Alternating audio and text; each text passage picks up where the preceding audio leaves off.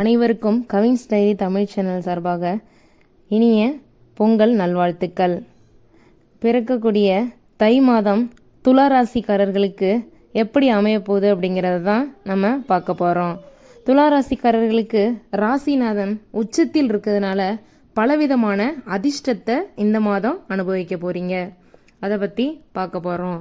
அவருடைய கிரக நிலைன்னு பார்த்தோம் அப்படின்னா தைரிய வீரிய ஸ்தானத்தில் புதன், சுகஸ்தானத்தில் சூரியன், பஞ்சமஸ்தானத்தில் சுக்கிரன் சனி, ரண ருண யோகஸ்தானத்தில் ராகு, அஷ்டமஸ்தானத்தில் குரு, தொழில் ஸ்தானத்தில் செவ்வாய், சந்திரன், அயன சயன போகஸ்தானத்தில் கேது அப்படின்னு கிரகநிலை இருக்குது.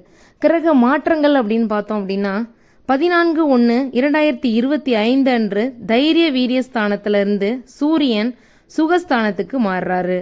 18/1/2025 அன்று செவ்வாய் பாக்கியஸ்தானத்திற்கு மாறுறாரு.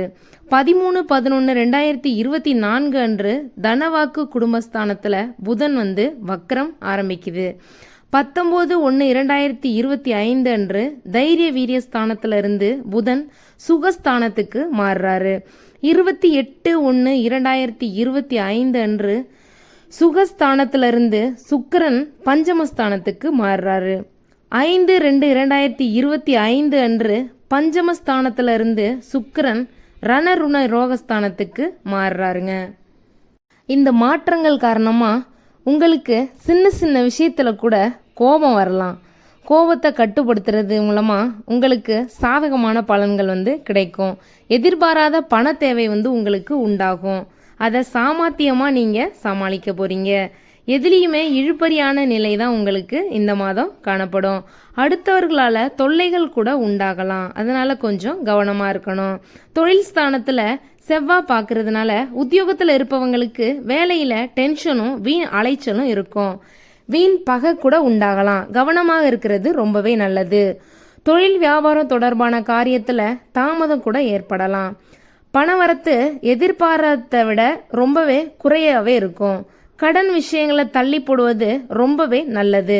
புதிய நபர்களுக்கு கடன் தர்றதையும் நம்ம கொஞ்ச நாளைக்கு நிறுத்தி வைக்கலாம். எதை பேசுவதா இருந்தாலும் பேச்சில் கொஞ்சம் நிதானமாக இருக்கிறது ரொம்ப அவசியம்.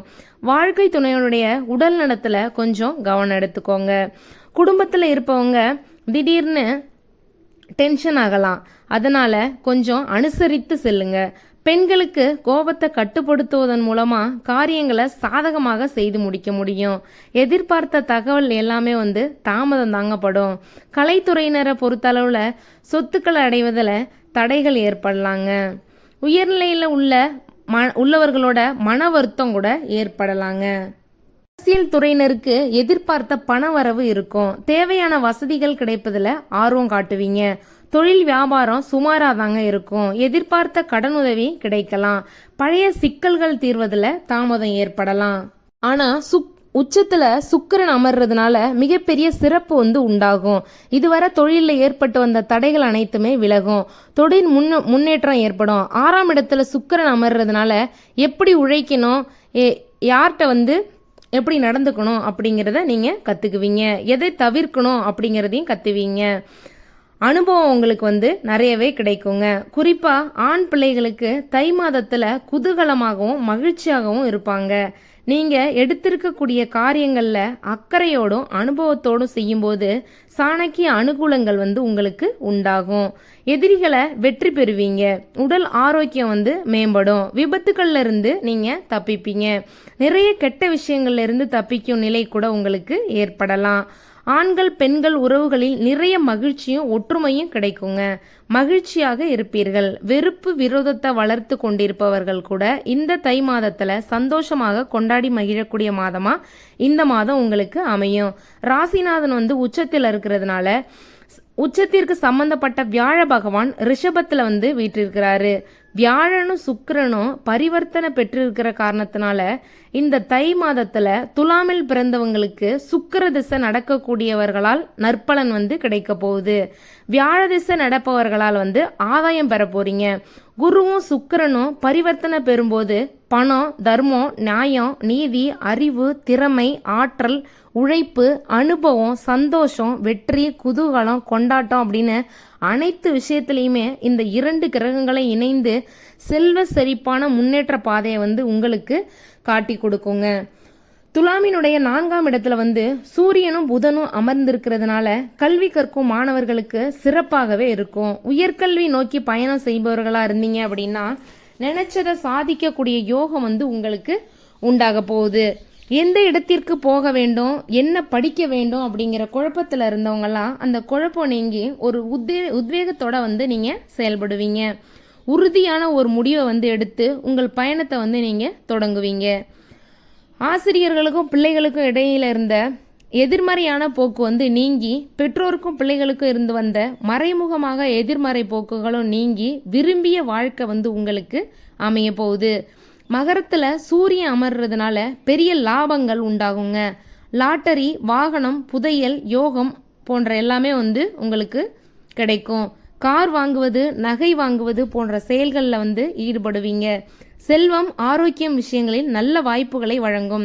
5ஆம் இடத்துல சனி பகவான் வீட்டிருக்கிறதுனால பிள்ளைகளுக்கும் பெற்றோருக்கும் நல்ல வாழ்க்கை கிடைக்கும். பூர்வீகத்தில் இருந்து கிடைக்க வேண்டிய வருமானங்கள், சொத்துக்களை பிரித்து கொண்டு நிம்மதி பெறுவீர்கள். வழக்குகளில் முடிவுகள் வந்து உங்களுக்கு சாதகமாக அமையும். பிள்ளைகள் மூலமாக ஒரு நல்ல செய்தி வந்து உங்களுக்கு சேரும். 12ஆம் இடத்துல கேது பகவான் வீட்டிருக்கிறதுனால அயன சயன புகழ் போக பாக்கியத்தை உண்டாக்கும். குரு பகவான் பார்வையில் வீற்றிருக்கிறதுனால கணவன் மனைவி குடும்ப உறவுகள் சண்டைகள் விலக்கி கொள்வது ரொம்பவே நல்லது. பிரிந்தவர்கள் சேர்வது போன்ற விஷயங்கள் கூட நடக்கலாம். 6ஆம் இடத்துல ராகு இருக்கிறதுனால எதிரிகளை வென்று காட்டுவீங்க.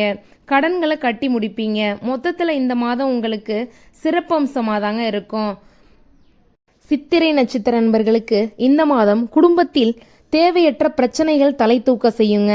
அதனால சாதுரியமா பேசி எதையுமே சமாளிக்கிறது ரொம்பவே நல்லதுங்க. பொதுவான காரியங்கள்ல ஈடுபடும் போது கொஞ்சம் கவனமா இருக்கணுங்க.